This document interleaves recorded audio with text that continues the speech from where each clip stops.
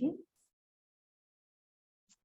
ये इन्होंने मैनेजमेंट की पढ़ाई की है और 12 साल पहले ईश्वरीय ज्ञान प्राप्त हुआ इन्हें, और थाने में गृहस्थ में रहते हैं और पढ़ने पढ़ाने का बहुत शौक रखते हैं।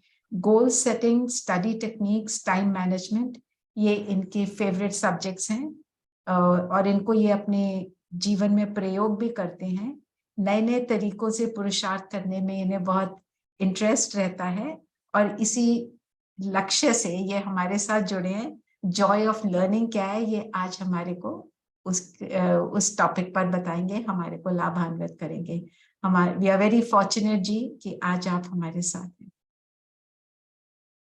जी, थैंक यू सो मच। मैं स्क्रीन शेयर करूंगी जी। आपको हाँ जी, आपको होस्ट है जी, you can do the screen share.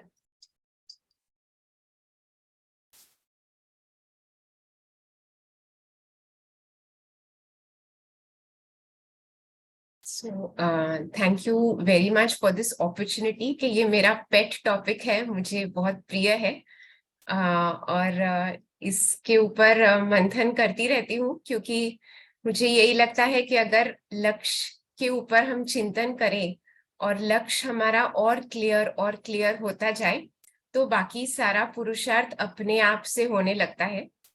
तो जो अभी तक मैं समझ पाई हूँ और जो मुझे अनुभव हुआ है वो आप सभी के सामने रख रही हूँ। और आज का सेशन ऐसे डिजाइन किया है कि इसमें कॉन्सेप्चुअल शेयरिंग थोड़ा ही है, लेकिन उसमें एक्चुअल विधि के हम किस तरह से अपने लक्ष्य को निर्धारित करें और क्लियर करें और किस तरह से उसी प्रकार हमारी दिनचर्या बनाएं, तो उसकी विधि हम देखेंगे। और ये एक एक्सपीरियंशियल सेशन होगा जहाँ पे आप स्वयं सीखेंगे कि आप स्वयं के लिए कैसे ये कर सकते हैं, अप्लाई कर सकते हैं। और यहाँ पे हमें इतना समय नहीं है तो वो एक्सरसाइजेस हम यहाँ पे तो नहीं कर पाएंगे इस 1.25 घंटे में, लेकिन होमवर्क के रूप में लेंगे और नेक्स्ट वीक वापस हमारा ये सेशन होने वाला है, तभी उसके आगे की विधि देखेंगे। एक बैकग्राउंड क्रिएट करने के लिए ये मैं बताऊं, शेयर करूं कि जैसे बाबा कहते हैं कि ज्ञान और भक्ति, ये दोनों चीजों में मुख्य एक डिफरेंस जो बाबा बताते हैं वो है कि भक्ति में हम कनरस के लिए चीजें सुनते हैं, हम सत्संग में जाते हैं, अच्छी अच्छी बातें भी सुनते हैं, लेकिन बाद में आकर हमारा जीवन वैसा का वैसा ही होता है, हमारे जीवन में कोई परिवर्तन नहीं होता है, क्योंकि बाबा कहते हैं कि वहां कोई लक्ष्य ही नहीं है। पता ही नहीं है कि हमें कुछ बदलना है, क्या बनना है, क्या करना है, कितना समय है, क्या उसकी निशानी है, ऐसा कुछ अंडरस्टैंडिंग नहीं है। तो इसीलिए लक्ष्य न होने के वजह हमारे जीवन में कोई चेंज नहीं आता। लेकिन यहाँ पे ज्ञान में हमें सबसे बड़ी चीज मिलती है, वो है लक्ष्य, कि हमें क्या करना है, क्या बनना है, उसकी निशानी क्या है, उसके लिए पुरुषार्थ क्या है, उसके लिए हमारे लिए समय कितना है। तो ये सारी समझ मिलने की वजह से हमारे जीवन में बहुत तीव्र गति से परिवर्तन आने लगता है। लेकिन जो लक्ष्य बाबा ने हमें दिया है कि हमें लक्ष्मी नारायण समान बनना है, बाप समान बनना है, हमें फरिश्ता बनना है, भविष्य राज्य अधिकारी बनना है, स्वराज्य अधिकारी बनना है, इसे हमने किस हद तक व्यक्तिगत रूप में और दिल से स्वीकार किया है, इसमें हम सब अलग अलग हैं। किसी ने शायद बहुत ज्यादा मंथन किया होगा, उसके ऊपर बहुत स्टडी की होगी, पुरुषार्थ किया होगा, किसी ने शायद इतना उसके ऊपर अभी तक एम्फेसिस नहीं दिया होगा। तो आज हम कुछ चीजें देखेंगे कि कैसे हम बाबा के दिए गए लक्ष्य को व्यक्तिगत रूप से और गहराई से स्वीकार करें और गहराई से एक्सप्लोर करें, उसे पर्सनलाइज करें और उसे कैसे अपने जीवन में लाएं। तो जैसे एक रेस कार होती है, तो जैसे ये एक चित्र दिया गया है, फॉर्मूला 1 कार रेस होती है, तो उसमें ड्राइवर भी बहुत प्रोफिशिएंट होता है, गाड़ी भी बहुत ही एडवांस्ड होती है, टेक्नोलॉजी उसकी बहुत अच्छी होती है।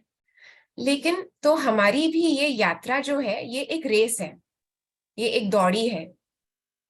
लेकिन यहाँ पे हमारा, जैसे बाबा शरीर और आत्मा का कनेक्शन बताते हैं कि शरीर जैसे एक यंत्र है, एक गाड़ी है, और आत्मा ड्राइवर है। लेकिन और इस शरीर के द्वारा हमें पुरुषार्थ करना है।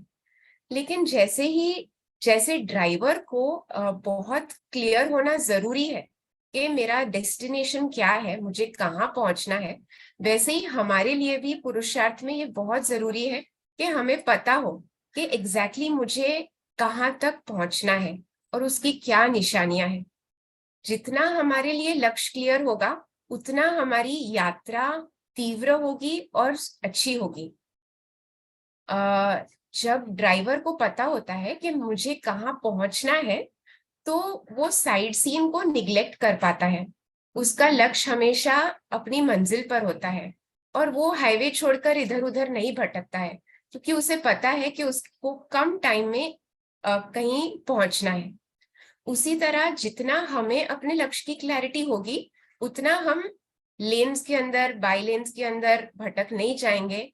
हम जो भी साइड सीन्स, ऑपोजिशन, जो भी, जैसे बाबा ने कल की मुरली में बोला, कलंक आएंगे, गालियां देंगे लोग, सारी दुनिया दुश्मन बन जाएगी, विघन डालेंगे, तो ये सारे साइड सीन्स हमारा अटेंशन नहीं खींच पाएंगे।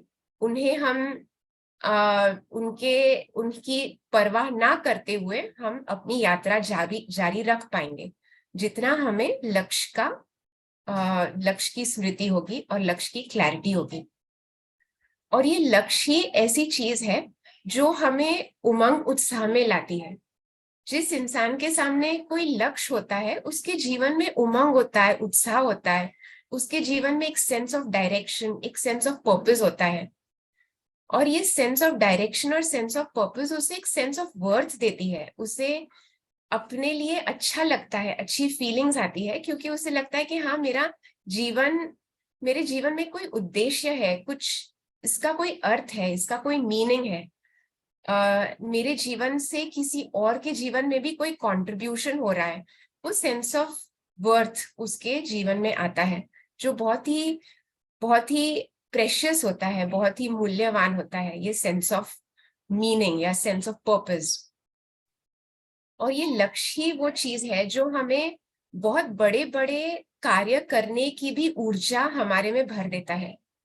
जैसे हम दृष्टांत देखें कि जो आजादी के लिए लड़े थे हमारे देश प्रेमी, तो आजादी भारत को दिलाने का जो लक्ष्य था, उसने इन युवाओं में कितना सारा बल भर दिया कि वो बहुत अत्याचार भी सह पाए, बड़े बड़े त्याग भी कर पाए, और असंभव को भी संभव कर दिया उन्होंने, क्योंकि उनके सामने वो बहुत बड़ा लक्ष्य था।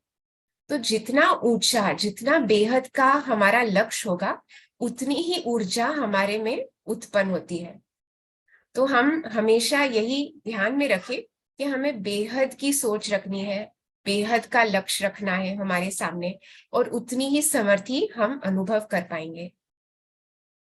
जब लक्ष्य सामने होता है, तभी हम एक दूसरे में जो मतभेद होते हैं, जो डिफरेंसेस होती है, भिन्नता होती है, उनको ही भी हम नजरअंदाज कर पाते हैं, क्योंकि हमें पता है कि हम सब मिलकर ही, एक होकर ही इस लक्ष्य को हासिल कर पाएंगे।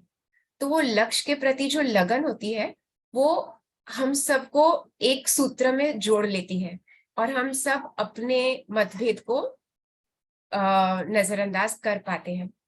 तो लक्ष्य रखना, ये हमारे लिए, लक्ष्य को निर्धारित करना और उसके प्रति और स्पष्टीकरण करते जाना, ये हमारे लिए बहुत बहुत इम्पोर्टेंट काम है। आगे हम ये देखते हैं कि लौकिक रूप से जो सर्वे किया गया था कुछ साल पहले अमेरिका में, उसके कुछ रिजल्ट्स देखेंगे। तो उन्होंने, जैसे लौकिक दुनिया में लोग लक्ष्य रखते हैं, न्यू ईयर्स रेजोल्यूशन वगैरह, कि इस साल मैं ये करूंगा, जिम जाऊंगा, या ये फलाना डाइट करूंगा, या कुछ भी सोशल इंटरेक्शंस बढ़ाऊंगा। तो ऐसे लक्ष्य लौकिक लोग रखते हैं, लेकिन उन्होंने जब ये सर्वे किया तो उन्होंने पाया कि 80% लोग कोई प्रकार का लक्ष्य निर्धारित ही नहीं करते अपने जीवन के लिए। ऐसे कोई अपने लिए कुछ एम ऑब्जेक्टिव रखते ही नहीं है। लौकिक अलौकिक तो उनको पता ही नहीं है, लौकिक भी नहीं रखते। और जो 20% लोग लक्ष्य रखते हैं, उनमें से सिर्फ 6% उस लक्ष्य को कुछ हद तक हासिल कर पाते हैं। फिर उसी सर्वे में उन्होंने ये देखा कि सिर्फ 3% लोग जो लक्ष्य रखते हैं, उनमें से सिर्फ 3% लोग ऐसे हैं जो अपने लक्ष्य को एक्चुअली लिखते हैं, लिखित रूप में उनके लक्ष्य को स्पष्ट करते हैं। और सिर्फ 1% लोग उस लक्ष्य के प्रति रोज रोज उसे रिव्यू करते हैं, रिवाइज करते हैं, रीराइट करते हैं, उसके प्रति प्लान बनाते हैं, उसके ऊपर काम करते हैं। तो ऐसे बहुत ही, जैसे बाबा बोलते हैं, कोटों में कोई, कोई में भी कोई। तो ऐसे बहुत कम लोग हैं जो लक्ष्य के ऊपर मनन चिंतन करके उसके प्रति पुरुषार्थ करते हैं। तो और जो लोग निश्चित है कि जो लोग ये पुरुषार्थ करते हैं, उन्होंने देखा कि जो लोग अपने लक्ष्य को लिखित रूप में लेते हैं, जो लोग दूसरों के साथ अपना प्रोग्रेस रेगुलरली शेयर करते हैं, जो अपने लक्ष्य को बार बार विजुअलाइज करते हैं, तो वो लोग लक्ष्य को प्राप्त करने का अपना चांस बहुत ज्यादा बढ़ा देते हैं। तो 76% तक उनका गोल अचीवमेंट देखा कि they are able to achieve 76% of their goals on an average. तो हम भी ज्ञान के मुताबिक बहुत सारी विधियां, बहुत सारी युक्तियां बाबा ने हमें बताई है, जो हमें मदद करेगी अपने लक्ष्य को अचीव करने के परसेंटेज को बढ़ाने में। So our chance of achieving our goal will increase the more we use these strategies in our life. तो वो strategies क्या है? एक तो है कि हम लक्ष्य के प्रति सच्चे दिल से उसे स्वीकार करें। जैसे जब बाबा कहते हैं कि किसको लक्ष्मी नारायण बनना है, तो सब हाथ तो ऊपर कर देते हैं, लेकिन उनमें से कुछ ही होंगे जो सच में दिल से उस लक्ष्य को स्वीकार करते हैं कि हाँ, बाबा मुझे बोल रहे हैं व्यक्तिगत रूप से, और मुझे लक्ष्मी नारायण समान बनना है, मुझे देवता बनना है, मुझे फरिश्ता बनना है। तो एक विधि तो ये है कि हम दिल से उसे स्वीकार करें, बार बार उसे चिंतन में लाए, बार बार उसे दिल के अंदर ड्रिल करें कि भगवान ने मुझे ये लक्ष्य दिया है। दूसरी विधि ये है कि उसे लिखित रूप में रखें। अगर हम प्रतिज्ञा के रूप में बार बार उसे लिखें कि मुझे कर्म बंधन मुक्त बनना है, मुझे फरिश्ता बनना है, मुझे 108 की माला में पिरोना है। बाबा कहते हैं खुद निर्धारित करो आपको कहाँ पिरोना है, आपको कहाँ आना है। आपको राजा बनना है, 108 की माला में आना है, 16,108 की माला में आना है, या 8 की माला में आना है, वो भी छूट बाबा ने दी है। बाबा ने कहा है कि कुछ ही सीट अभी तक फिक्स हुई है, 8 की माला का भी आप लक्ष्य रख सकते हो। तो लिखित रूप में अगर हम अपना लक्ष्य स्पष्ट करें। दूसरा है सामूहिक प्रतिज्ञा। तो बाबा कई बार हाथ उठवाते हैं कि कौन कौन तैयार है, कौन कौन करेगा। तो वो भी एक टेक्निक है साइकोलॉजिकल रूप से देखे तो, कि जब हम अपना हाथ उठाते हैं, और वो भी ऐसे वाला नहीं, लेकिन बड़ा हाथ उठाते हैं, उमंग उत्साह से उठाते हैं, तो हमारे सबकॉन्शियस माइंड में वो मैसेज जाता है कि मैंने भगवान के सामने ये प्रतिज्ञा की है, मैंने ये भगवान को कहा है कि मैं ये करके दिखाऊंगा। तो ये करने से हमारे सबकॉन्शियस माइंड में हमारा लक्ष्य जैसे अंदर अब्सॉर्ब होता जाता है, और उसी तरह का बल हमारे में आता है, उसी तरह की परिस्थितियां, उसी तरह के लोग हम अट्रैक्ट करने लगते हैं, जो हमें इस लक्ष्य को हासिल करने में मददगार बन जाते हैं। फिर है चित्र बनाना। बाबा कहते हैं कि जैसा चित्र वैसा चरित्र। और बाबा ये भी कहते हैं कि लक्ष्मी नारायण का चित्र घर पे हो, और लक्ष्मी नारायण का चित्र, और ये भी कि हमारा भविष्य दैवी चित्र, और हमारा ब्राह्मण चित्र, और त्रिमूर्ति परमात्मा का चित्र, ये तीन का एक जैसे कोलाज जैसा बनाकर हम अपने पॉकेट में रखें और उसे बार बार देखें। तो बाबा ये क्यों कहते हैं? क्योंकि जिस तरह का चित्र हम देखते हैं, हम जिस तरह से अपने आप को विजुअलाइज करते हैं, उसी तरह के हम बनते जाते हैं। जो दुनिया में लौकिक दौर से कहते हैं कि विजन बोर्ड बनाना, तो लोग अपने गोल्स को एक चित्र के रूप में बना के, कोलाज जैसा बना के अपने घर के आईने पर, कबाट पर ऐसे रखते हैं, और उसको बार बार देखते हैं और अपने एक्सपीरियंस शेयर करते हैं कि कैसे उस तरह का विजन क्रिएट करके उनके जीवन में सच में वो सारी चीजें आने लगी। तो उसी तरह हमें भी अपने लक्ष्य का चित्र बनाकर उसे सामने रखना है। फिर है, बाबा जैसे कहते हैं कि जैसे सेवा के प्लान बनाते हो, वैसे स्व पुरुषार्थ का भी प्लान बनाओ। तो हम ऐसा प्लान बनाएं कि हाँ, अगर मेरा ये लक्ष्य है तो उस लक्ष्य को हासिल करने के लिए मुझे क्या क्या स्टेप्स लेने पड़ेंगे, क्या क्या विधियां अपनानी पड़ेगी, रोज मुझे क्या क्या अभ्यास करने पड़ेंगे, क्या क्या आदतें डालनी पड़ेगी। तो उस तरह का मुझे प्लान बनाना है और उस तरह की आदतें हमें अपने रोज के जीवन में अपनानी है। तो जैसे लक्ष्य बनाने के लिए हम बहुत बड़ी सोच रखते हैं, हम लक्ष्य रखने में कंजूसी नहीं करते हैं, बहुत बड़ी सोच रखते हैं, लेकिन जब आदतों की बात होती है तो हम आदतों में बहुत छोटी छोटी बारीकी से सोचते हैं।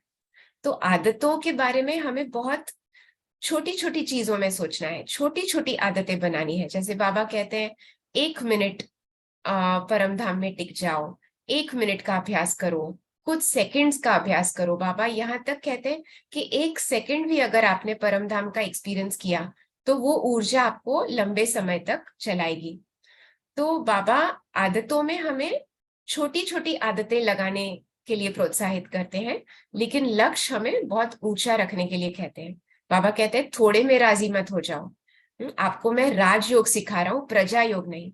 तो बड़ी सोच रखनी है हमें, लेकिन आदतें छोटी छोटी बनानी है।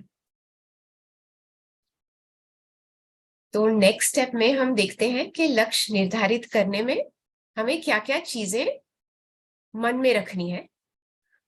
एक तो है, जैसे मैंने अभी कहा, कि सोच हमारी बड़ी रखनी है, बेहद की सोच हो। जैसे बाबा कहते हैं कि सिर्फ अपने सेंटर के बारे में सोचना, अपने लौकिक परिवार के बारे में सोचना, अपने गांव या देश के बारे में अपने गांव या शहर के बारे में सोचना, ऐसा ना हो, लेकिन हम बेहद का सोचें, क्योंकि पूरा विश्व ही हमारा परिवार है।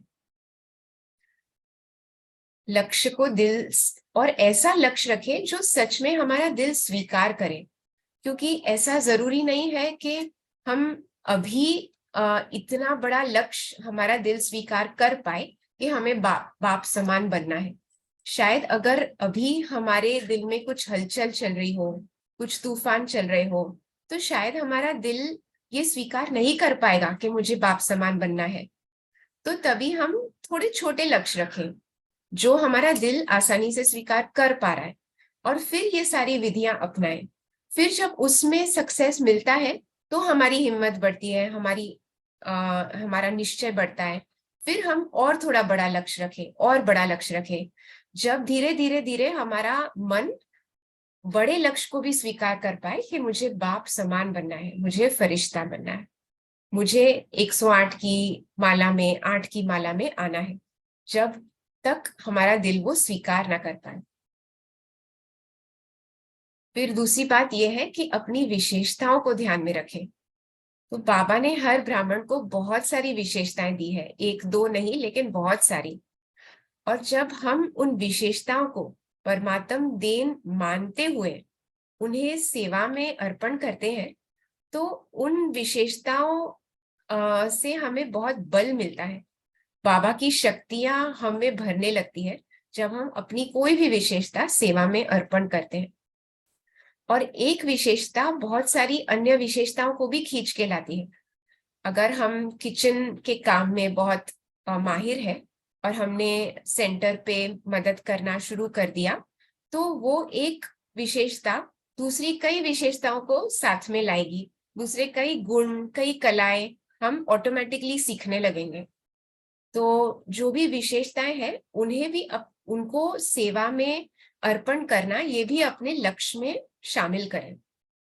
और तन मन धन जन, ये 4 जैसे एरियाज है हमारे लाइफ के, उन चारों एरियाज में हमारे लक्ष्य को स्पष्ट करें कि तन के लेवल पर मुझे क्या हासिल करना है, मुझे क्या अनुभव करना है, मन के लेवल पर मुझे क्या अनुभव करना है, धन के लेवल पर मुझे क्या अनुभव करना है, और जन संबंध संपर्क के लेवल पर मुझे क्या अनुभव करना है।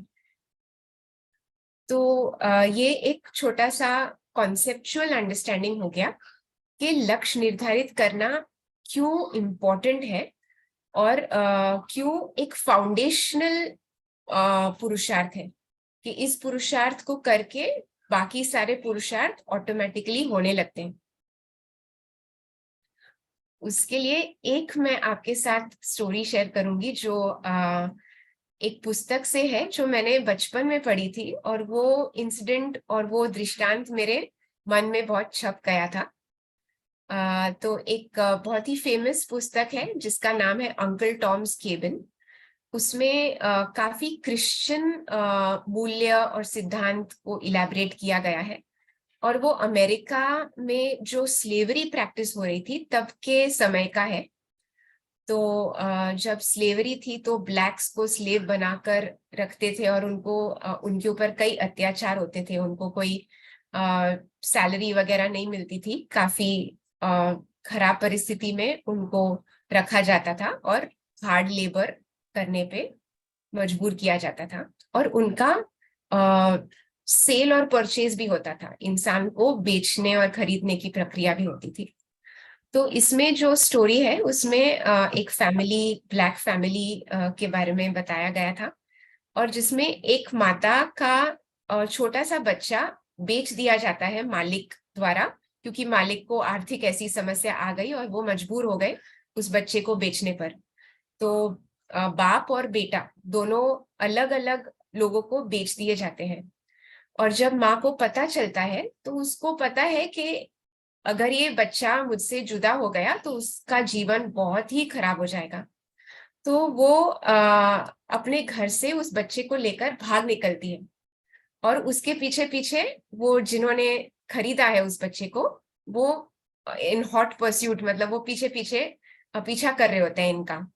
तो वो आगे भाग रही होती है बच्चे को लेकर, और पीछे ये लोग उनका पीछा कर रहे होते हैं, और वो तभी मौसम बहुत ही खराब होता है, और उसको फ्रीडम के लिए एक रिवर क्रॉस करना होता है। वो ओहायो रिवर जो बोलते हैं, वो एक सेपरेशन होता है बिटवीन फ्रीडम एंड स्लेवरी के। एक तरफ स्लेवरी प्रैक्टिस की जा रही है और दूसरी तरफ वो रूल्स नहीं है, फ्रीडम है।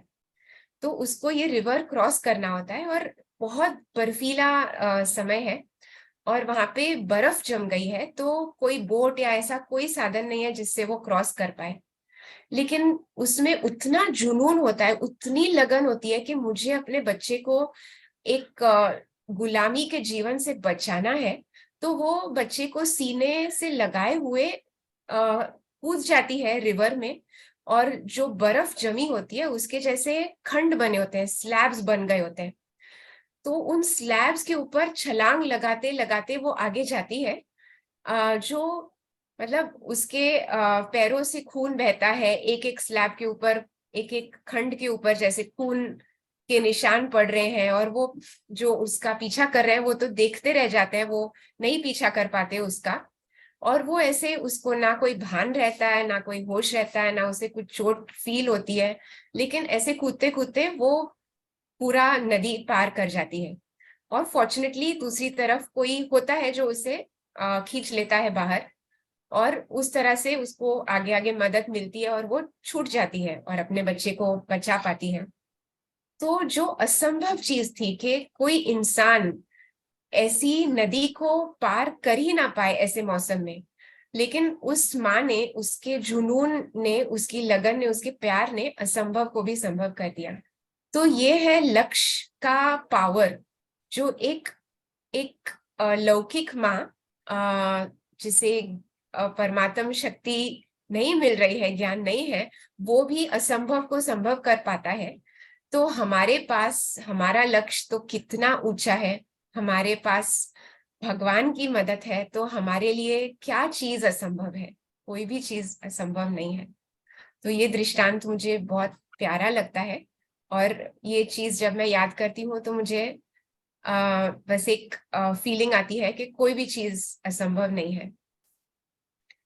आगे जो मैं शेयर कर रही हूँ ये एक्चुअली आज का मेन पुरुषार्थ है, मेन शेयरिंग है कि अगर हमें अपने लक्ष्य तक पहुंचना है तो आज हम कुछ स्टेप्स डिस्कस करेंगे, और ये स्टेप्स हम आज अभी कर नहीं पाएंगे, लेकिन उन्हें हम समझ लेंगे ताकि उन्हें होमवर्क के रूप में लेकर नेक्स्ट टाइम हमें उन्हें आगे डिस्कस करेंगे हम। तो पहला स्टेप ये है कि एक ऐसी जगह जाए जहां हमें कुछ क्षण एकांत मिले, जहां हो सके तो निसर्ग के हम पास जाकर एकांत में शांति से बैठकर ये चिंतन करें कि हमें अपने जीवन, ब्राह्मण जीवन से क्या चाहिए। What do we want from our Brahmin life, कि मेरी क्या शुभ आशाएं हैं मेरे ब्राह्मण जीवन के लिए। फ्यूचर में तो हमें लक्ष्मी नारायण समान बनना है, लेकिन उसके लिए हमें अभी वर्तमान जीवन कैसा बनाना है उसके ऊपर चिंतन करें, और इस चिंतन को पॉइंट रूप में लिखें। जैसे शायद आपको कुछ स्थितियों का अनुभव करना है, आपको किसी चीज का स्वरूप बनना है, ऐसे लक्ष्य हो सकता है कि मुझे अमुक प्रकार की सेवाएं करनी है, या मुझे कुछ कुछ अमुक धारणाएं जो मुझे बहुत अच्छी लगती है उनको जरूर अपनाना है। तो ये सारे हो गए ब्राह्मण जीवन के लक्ष्य। मैं आगे आपको उनके उदाहरण बताऊंगी कि किस तरह से वो लक्ष्य हो सकते हैं, सेट कर सकते हैं। तो उनका हमें 10-15 पॉइंट्स हमें लिखने हैं कि मुझे ब्राह्मण जीवन में क्या अनुभव करना है। तो और इनमें हमारी विशेषताएं भी लिखें कि सपोज हमारी कोई विशेषता है तो इस विशेषता को कैसे यूज करते हुए मुझे अपना ब्राह्मण जीवन सफल करना है। सेकंड स्टेप ये है कि इन सभी पॉइंट्स को हम फोर्स्ड रैंक करेंगे, मतलब उसको प्रायोरिटाइज करेंगे, क्योंकि अक्सर हम देखते हैं कि हम बहुत सारे अलग अलग प्रकार के पुरुषार्थ करते हैं और उसमें कहीं कहीं हमारी एनर्जी बिखर जाती है और कुछ चीजों के ऊपर हम फोकस नहीं कर पाते, हमारा फोकस बढ़ जाता है। तो इसीलिए मूल बातें कभी कभी छूट जाती है, सार की बातें जो सबसे इंपॉर्टेंट चीजें हैं वो छूट जाती है और हम ज्यादा ही विस्तार में चले जाते हैं। तो सेकंड स्टेप में हम ये जो लिस्ट हमने बनाया है उसको प्रायोरिटाइज करेंगे। यही हो गया, बोलने से क्या हो जाएगा?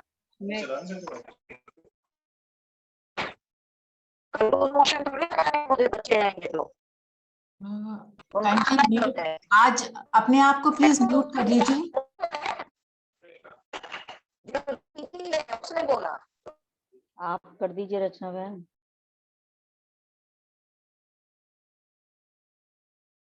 तो हम एक विधि सीखेंगे जिससे कि हम प्रायोरिटाइज कर पाए।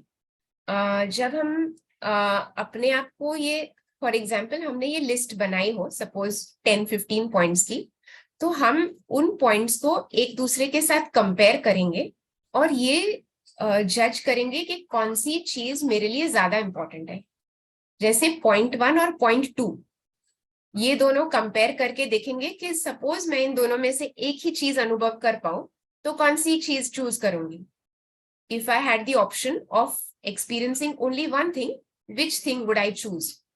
सो सपोज मेरा मन का आंसर आता है कि one is more important for me, तो ठीक है, 2 को जाने दीजिए, फिर 1 को पॉइंट नंबर 3 के साथ कंपेयर करेंगे। फिर 1 और 3 को कंपेयर करके सपोज आंसर आया कि 3 मेरे लिए ज्यादा इंपॉर्टेंट है, तो 1 को भी साइड में रख दे, 3 और 4 को कंपेयर करें। तो इस तरीके से 2-2 पॉइंट कंपेयर कर करके एंड में हमारे लिए एक पॉइंट बचेगा। So that will be the most important thing for us, व्यक्तिगत रूप से, जो मुझे मेरे लिए मेरे ब्राह्मण जीवन में सबसे महत्वपूर्ण फील होता है। तो that will be our top most priority. फिर ये प्रोसेस रिपीट करें, तो उस एक पॉइंट को निकाल ले लिस्ट में से, और जो पॉइंट्स बचे हैं उनको वापस एक दूसरे के साथ कंपेयर करें, और जो निकलेगा वो होगा पॉइंट नंबर 2। और वैसे सेकंड पॉइंट निकाल के वापस कंपेयर करें जब तक हमारे पास टॉप 5 प्रायोरिटीज ना मिल जाए। So these top 5 will be our goals of Brahmin jeevan as we feel right now. शायद आगे जाते हुए और स्पष्टता मिलेगी और क्लैरिटी मिलेगी गोल के प्रति, और थोड़ा बहुत फर्क हो सकता है, लेकिन एज ऑफ नाउ हमारे लिए हमारे मन में ये क्लियर हो जाएगा कि मेरे लिए क्या आज की डेट पर इम्पोर्टेंट है, और हम अपनी सारी एनर्जीज, हमारी सारी ऊर्जा हम उन चीजों के ऊपर फोकस करेंगे, और दूसरी चीजों को जितना हो सके उस विस्तार में नहीं जाएंगे। और ऐसा पाया जाता है, जिनके साथ भी मैंने ये शेयर किया है और जिनके भी अनुभव मैंने पढ़े हैं, कि जब ये टॉप प्रायोरिटीज को हम हासिल करने का पुरुषार्थ करते हैं, तो दूसरी चीजें जो लिस्ट में है वो ऑटोमेटिकली हमारे जीवन में आती जाती है। वो कहीं ना कहीं जैसे आ ही जाती है, बैठ ही जाती है पुरुषार्थ में, जो जगह बचती है उसमें। लेकिन जो 5 चीजें जो कभी कभी निग्लेक्ट हो जाती है, वो अभी निग्लेक्ट नहीं होगी। जब उनको प्रायोरिटी देते हैं तो दूसरी सारी चीजें भी ऑटोमेटिकली पैकेज में आ ही जाती है। और ये देखा जाता है कि टॉप प्रायोरिटी, जो नंबर 1 प्रायोरिटी हम जिसे डिटरमिन करते हैं, तो उस प्रायोरिटी के अनुसार हमारा एक एक निर्णय जब हम लेते हैं, तो हम बहुत आसानी से सार स्वरूप में टिक पाते हैं। हम बार बार राह भटकते नहीं हैं, हम बार बार विस्तार में नहीं जाते हैं, क्योंकि हमें बार बार वो रिमाइंडर मिलता है कि बाकी सारी चीजों में से मेरे लिए ये चीज सबसे महत्वपूर्ण है, और ये चीज हमने व्यक्तिगत पर्सनली चूज की है, किसी ने नहीं बताया कि ये करो ये करो। दीज आर सेल्फ चोजन, और क्योंकि हमने खुद डिसाइड किया है, तो उसके मुताबिक जीवन जीना हमारे लिए बहुत आसान हो जाता है। पॉइंट 3 ये है कि कभी कभी, जैसे आज बाबा ने बोला कि विजय प्राप्त करने के लिए चारों प्रकार के निश्चय होना बहुत जरूरी है। तो हम आगे ये प्रयास करेंगे कि जो शायद हमारे में स्वयं के प्रति संशय के विचार आ जाते हैं कि मैं कर पाऊंगी कि नहीं, मुझसे होगा या नहीं, कर तो रही हूँ, ट्राई तो कर रही हूँ, अभी देखते हैं होता है या नहीं। तो इस प्रकार के जो कमजोर संकल्प हो जाते हैं, तो उन कमजोरियों से मुक्त होने के लिए हम नेक्स्ट पुरुषार्थ, नेक्स्ट स्टेप ये करेंगे कि एक लिस्ट बनाएंगे जिसमें उन स्मृतियों को उभारेंगे जो हमारा आत्मविश्वास बढ़ाती है। जैसे कभी हमें बाबा से कोई वरदान मिला हो, या कभी किसी वरिष्ठ से हमें अपनी विशेषताओं की पहचान मिली हो, या कहीं हमने किसी प्रकार का अच्छा अनुभव या सफलता प्राप्त की हो, जो हमारा कॉन्फिडेंस और हमारा आत्मविश्वास बढ़ाने में मदद करता है। ऐसी स्मृतियां, ऐसे वरदान, ऐसी विशेषताएं या ऐसी जो उपलब्धियां हैं, उनका हम लिस्ट बनाएंगे। तो इन चीजों को बार बार जब हम स्मृति में लाते हैं, तो हमारे मन से वो कमजोर संकल्प निकलने लगते हैं, और आत्मविश्वास कि हाँ मैं कर सकती हूँ, ये मेरी विजय निश्चित है, हमारा निश्चय दृढ़ होता जाता है, और हमारी विजय हमें निश्चित फील होती जाती है, और जैसे बाबा ने बोला कि हमारी स्थिति भी निश्चिंत होती जाती है।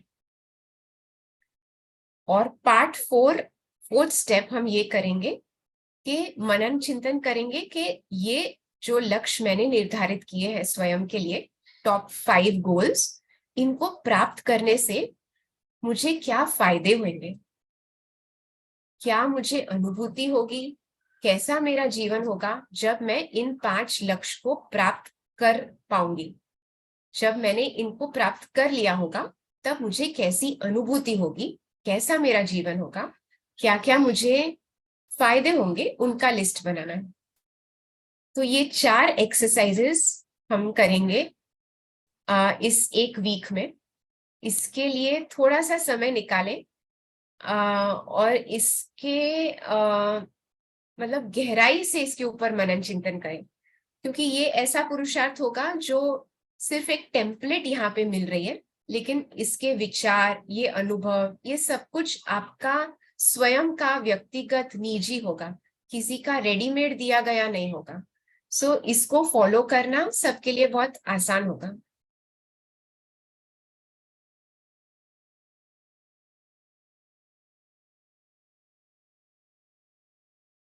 लक्ष्य के उदाहरण जैसे मैंने बताया था वो हम देखेंगे, ताकि सबको कुछ आइडिया मिले कि किस प्रकार के लक्ष्य हम रख सकते हैं।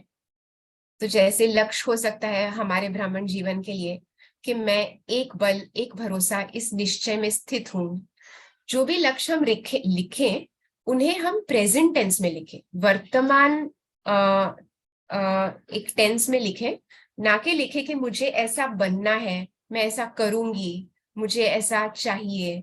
ये वाला नहीं, हमारी भाषा होनी चाहिए कि मैं ये हूं, मैं ये अनुभव कर रही हूं, मैं ये चीज कर रही हूं, मैं ऐसी बन गई हूं, मुझे ये प्राप्त हो गया है। उस लैंग्वेज में हम लिखें।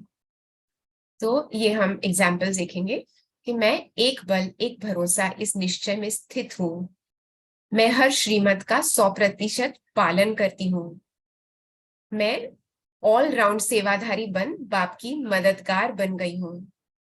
कि चाहे किसी भी प्रकार की सेवा हो, चाहे भोजन बनाने की सेवा हो, या चाहे सफाई की हो, या प्लम्बिंग हो, या कंप्यूटर रिलेटेड हो, या भाषण हो, कुछ भी हो, मैं कर पाऊंगी।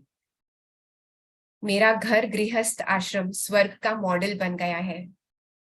मैं प्रकृति के नियम अनुसार इस तन की संभाल करती हूँ। मैं अनेक भाषाएं सीख दुनिया भर में बाबा का संदेश देती हूँ। मैं विद्यार्थियों को लौकिक और अलौकिक पढ़ाई का आनंद लेने की युक्तियां बताती हूँ। मैं इकोनॉमी का अवतार हूँ। मैंने सबसे संतुष्टता का सर्टिफिकेट प्राप्त कर लिया है। तो ये कुछ एग्जाम्पल्स हैं।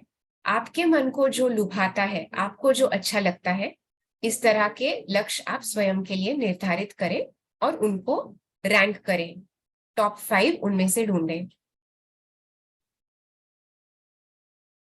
आगे हम एक ये कॉन्सेप्ट सीखेंगे जो मुझे इससे बहुत फायदा हुआ है। इसके ऊपर मनन चिंतन करके और इसके ऊपर काम करके मैंने देखा है कि मेरी स्थिति, मेरे अंदर दृढ़ता और मेरे अंदर आत्मविश्वास बहुत बड़ा है। और यही कॉन्सेप्ट जो मुरलियों में आता है और जो ब्रह्मा कुमार, सीनियर ब्रह्मा कुमार राजयोग टीचर करण भाई जी से मैंने सीखा। तो ये मैं शेयर कर रही हूँ। ये जैसे एक सफलता की सीढ़ी है। तो इस सीढ़ी में पहला जो कदम है वो है आई वॉन्ट।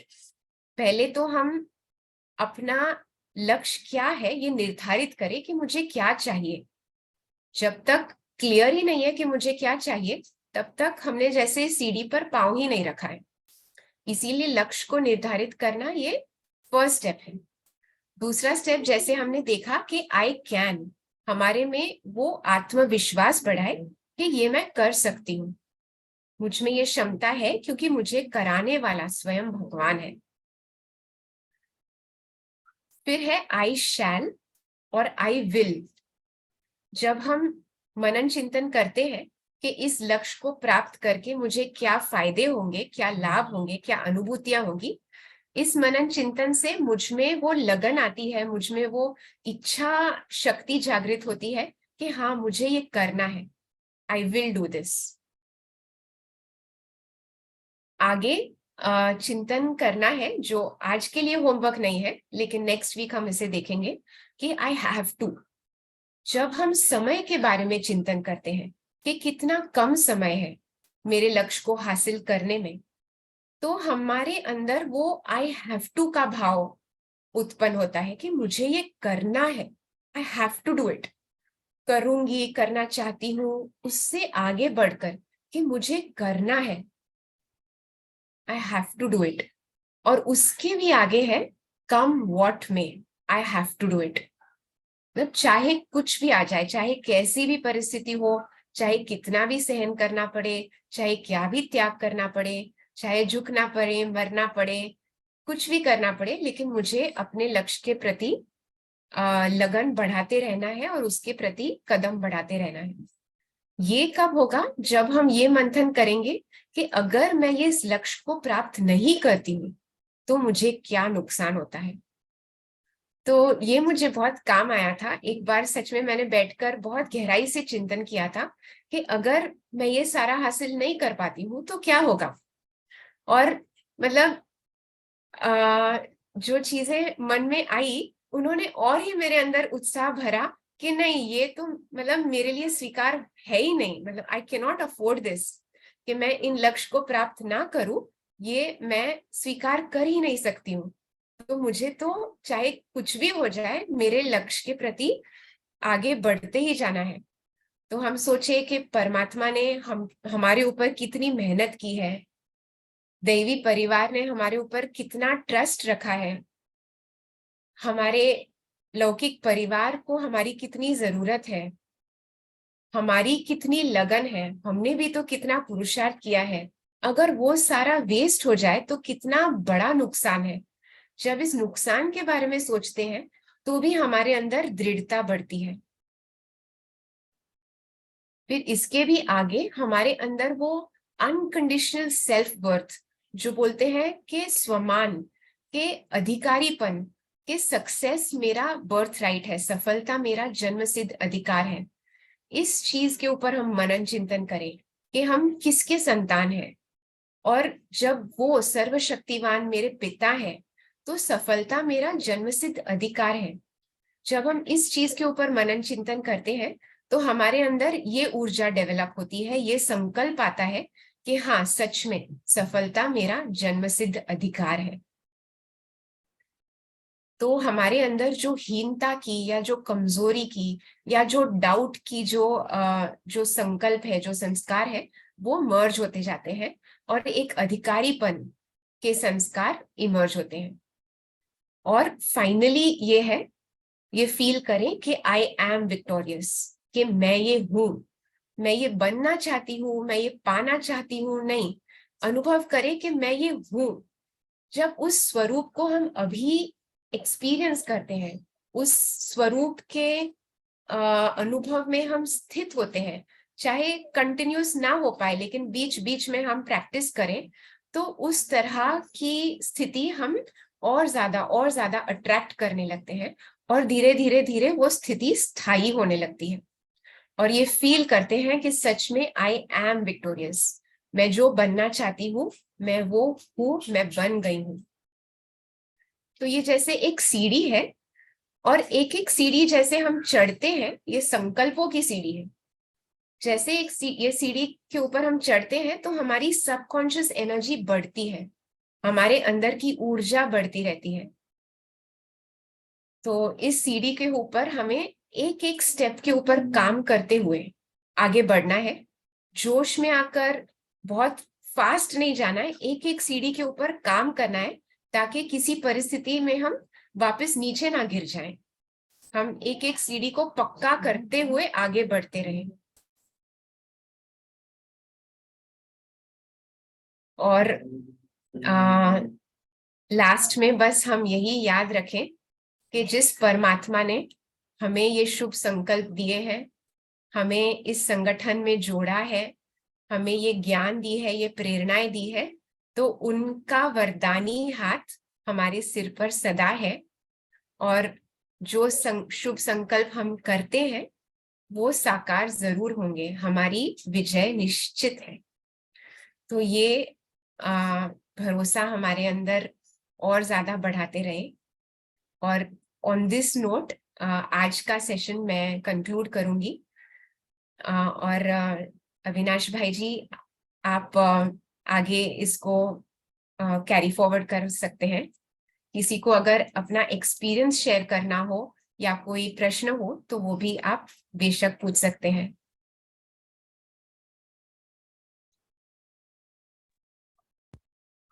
थैंक यू एकता बहन, बहुत बहुत धन्यवाद आपका। आपने बहुत ही अच्छे तरीके से और कॉम्प्रिहेंसिव तरीके से हमें समझाया, हमें बताया और द एनर्जी लेवल जो आपका था वो बहुत ही बढ़िया था, और वो वाइब्रेशन सभी तक मेरे को लगता है पहुंच रही हैं। तो कुछ प्रश्न हैं वो पहले ले लेते हैं, उसके बाद फिर मैं 2-3 कंक्लूडिंग रिमार्क्स में देता हूँ।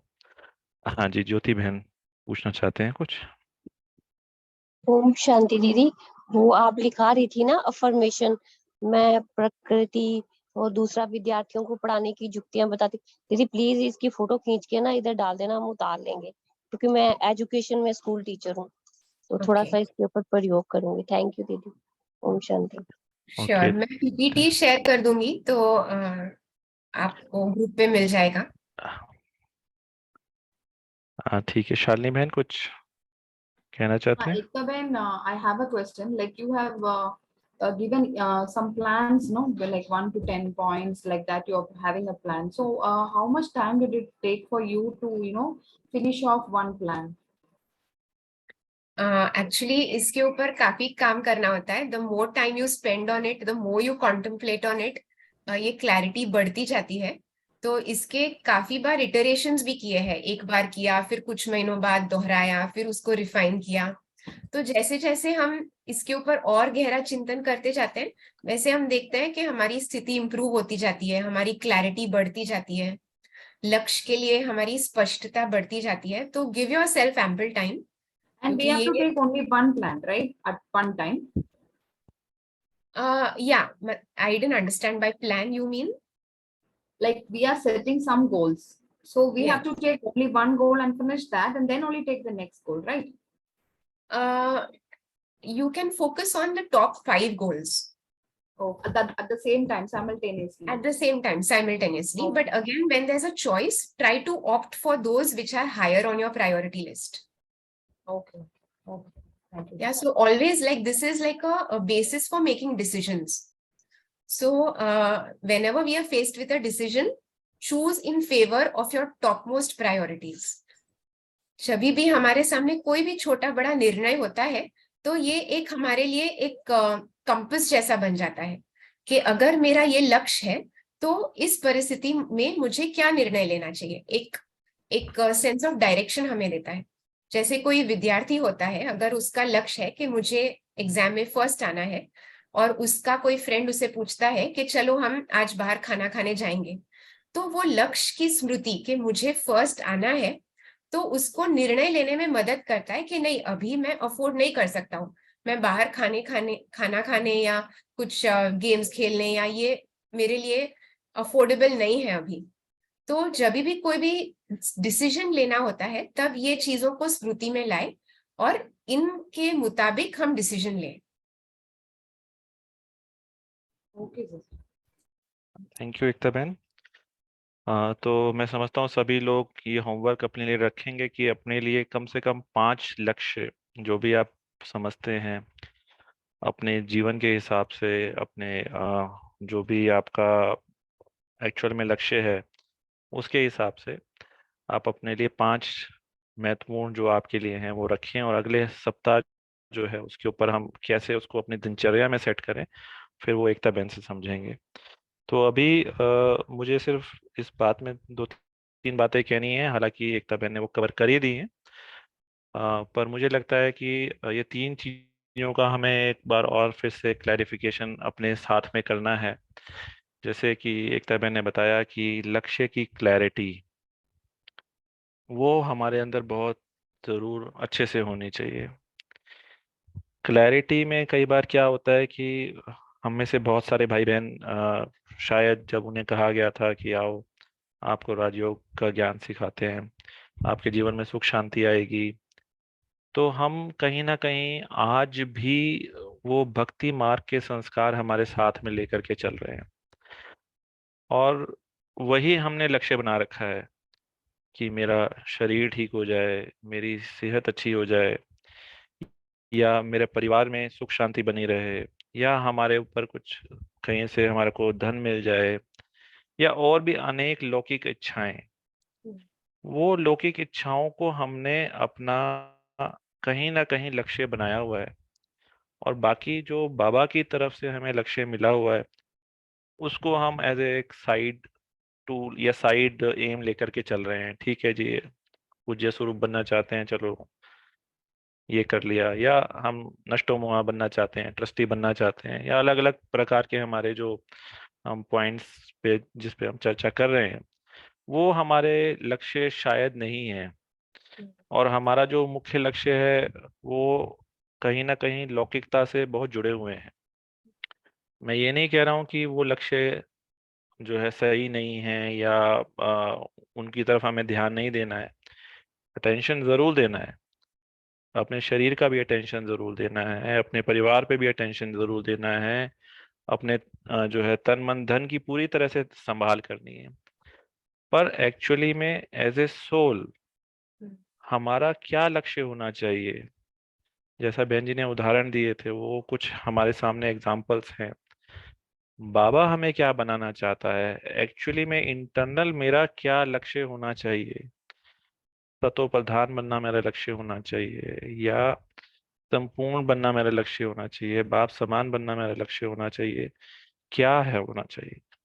तो इसकी क्लैरिटी हमें जरूर होनी चाहिए। जब तक हमको क्लैरिटी नहीं होगी तब तक हम उस लक्ष्य के ऊपर काम नहीं कर सकते, जिसे कहते हैं ना, पहली सीढ़ी ही नहीं चढ़ सकते। तो एक मैं एक्चुअली आपको एक वीडियो दिखाना चाहता था, उससे थोड़ा सा हमको और क्लैरिटी होगी। अ, ये मैं आपके सामने शेयर कर रहा हूँ, फिर इसके ऊपर फिर चर्चा करते हैं।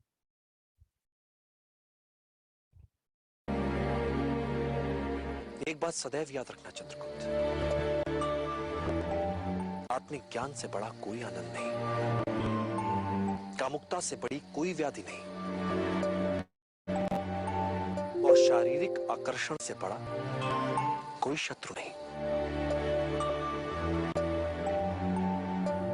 क्या आचार्य, एक स्त्री और पुरुष का मिलन कोई बुरी बात होती है? कदापि नहीं।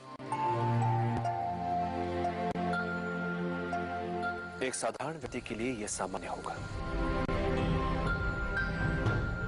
किंतु जिन्हें महान बनना है, जिन्होंने अपने लिए एक महान लक्ष्य निर्धारित किया है, उनके लिए घातक होगा, आत्मघाती होगा। जिसके मन पर प्रेम, आसक्ति, आकर्षण ने डेरा जमा रखा हो, वो व्यक्ति अपनी सत्ता और शक्ति का निष्पक्ष रूप से निष्पादन करने में असमर्थ हो जाता है। फिर वो अपने ही पूर्वस्व छाया भर रह जाता है। वो सदैव असुरक्षा की कुंठा से पीड़ित रहता है। ये सब किसी किसान, किसी व्यापारी, किसी पदाति सैनिक के लिए सामान्य हो सकता है, किंतु जिसने अखंड भारत के सम्राट बनने का लक्ष्य निर्धारित किया हो, उसके लिए प्रेम, आसक्ति, कामुकता उसके पतन का कारण होती है।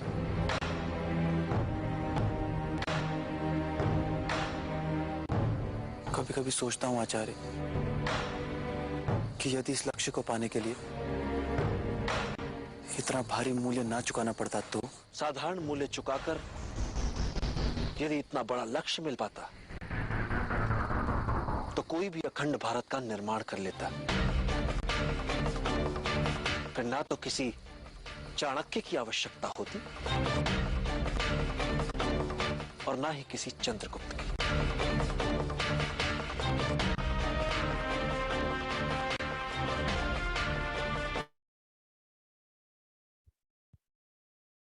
ओम शांति। ओम शांति। बहुत अच्छा भाई जी। तो हमें जी वीडियो में क्लियर बताया ही गया है, आपने पहले भी देखा होगा। तो हमारा लक्ष्य एक्चुअली में बहुत महान है। हम वो चंद्रगुप्त हैं और चाणक्य है बाबा, या अगर हम गीता से कंपेयर करें तो श्री कृष्ण है भगवान शिव बाबा और हम हैं अर्जुन। तो अपने आप को साधारण मत समझिए, अपने आप को छोटा मत समझिए। आपके ऊपर बाबा ने बहुत बड़ा लक्ष्य दिया है और बहुत महान लक्ष्य है। विश्व परिवर्तन का लक्ष्य आपको दिया गया है। तो लक्ष्य की गहराई तक जाइए, उसकी इम्पोर्टेंस को समझिए। जब उसकी इम्पोर्टेंस को हम समझते हैं, उसकी क्लैरिटी हमारे अंदर आती है, तब हम उसके तरफ काम करने को प्रेरित होते हैं। और जब हमारा लक्ष्य इतना महान होता है, तब जैसे बहन जी ने बताया कि बाकी सारी चीजें फिर साइड सीन लगने लगती हैं। अभी परसों की मुरली में भी बाबा ने कहा था कि अगर आपका लक्ष्य बड़ा है तो फिर जो छोटे मोटे आपके विघ्न आते हैं, प्रॉब्लम्स आती हैं, वो आपको विघ्न विघ्न नहीं लगेंगे। दूसरी बात जो मैं कहना चाहता था, समय की पहचान, कि समय कौन सा चल रहा है। सृष्टि का अंत समय चल रहा है, ये लास्ट का समय है। और कार्य जो है या लक्ष्य जो है, समय के अकॉर्डिंग ही रखा जाता है। अगर हम समय के विपरीत लक्ष्य रखते हैं तो उसकी प्राप्ति होना बहुत कठिनाई है। अगर आप तूफान के विपरीत चलेंगे तो आप गिरेंगे। तो समय की भी पहचान हमें बहुत बहुत जरूर रखनी है कि ये समय कौन सा चल रहा है, इसको देखते हुए हमें अपने लक्ष्य रखने हैं। और तीसरी बात और लास्ट बात, स्वयं की पहचान। हमें अपनी पहचान भी अच्छे से होनी चाहिए कि हमारी कैपेसिटी कितनी है, हम कितना कर पाते हैं, कितना कर सकते हैं। एक साथ हमें माउंट एवरेस्ट चढ़ने की जरूरत नहीं है। जैसे बताया कि स्टेप्स हैं, सीढ़ी है, सफलता की सीढ़ी है, स्टेप बाय स्टेप हमें आगे बढ़ना है। तो हम गोल भी ऐसे ही रखें। भले ही हमारा जो टॉप गोल है, जो फर्स्ट प्रायोरिटी गोल है, वो लक्ष्मी नारायण बनना है, पर वहां तक पहुंचने के लिए हमें कितनी सीढ़ियां चढ़नी है। किसी के लिए वो 84 स्टेप्स हो सकते हैं, किसी के लिए वो 24 स्टेप्स हो सकते हैं, किसी के लिए 50 स्टेप्स हो सकते हैं। तो अपनी कैपेसिटी को समझते हुए कि हाँ, आज के समय में मेरी इतनी कैपेसिटी है तो मैं ये वाला स्टेप पहले रखूं। मेरे को सीधा लक्ष्मी नारायण के उस पे नहीं जाना है, या मेरे लिए 10वीं सीढ़ी पहले मेरे लिए इम्पोर्टेंट है। जब तक मेरी ये क्लियर नहीं होगी, तब तक मैं ऊपर नहीं बढ़ सकता या बढ़ सकती। तो अपनी पहचान, अपनी कैपेसिटी की पहचान, अपनी पावर की पहचान, ये भी बहुत बहुत जरूरी है। और लास्ट बट नॉट लीस्ट, बाबा हमारे साथ में है तो हमारे हर कार्य में सफलता हुई ही पड़ी है। तो ये 3-4 बातें मैं आपके सामने रखना चाहता था, ताकि आपका जो होमवर्क है वो बहुत ही अच्छे से और मैं समझता हूँ कि एक फ्रूटफुल तरीके से आप उसको कर पाए।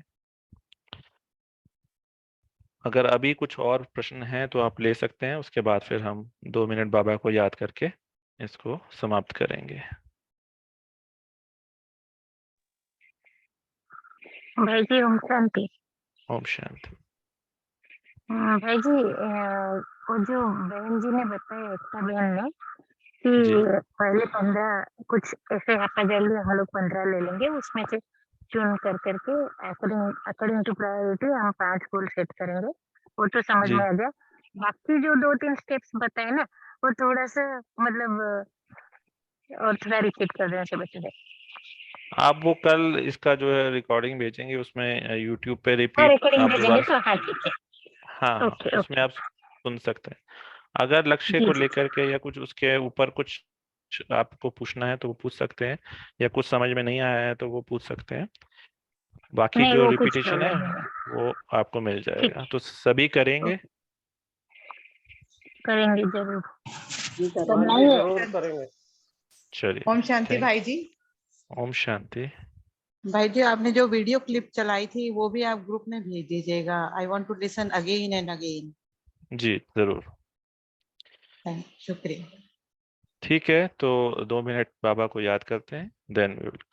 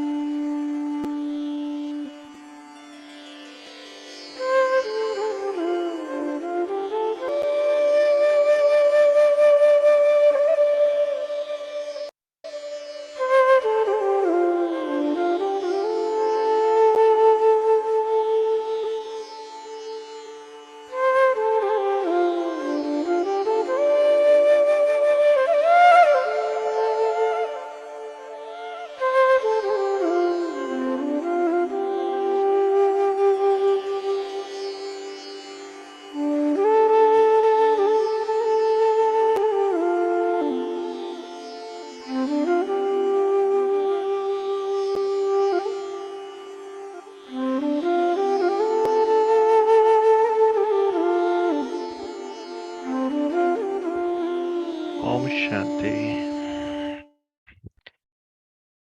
शुक्रिया बाबा, शुक्रिया एकता बहन जी। वेरी गुड क्लास एकता दीदी। ओम शांति। बहन आप ये अपने रिकॉर्ड में भी भेजेंगे, आप ये रिकॉर्डिंग पूरा अपने ग्रुप में अविनाश, भी? हाँ जी भेज दूंगी। अविनाश भाई शेयर करने वाले हैं तो मैं फॉरवर्ड कर दूंगी जी। हाँ ठीक है दीदी। Thank you. very much. Thanks a lot.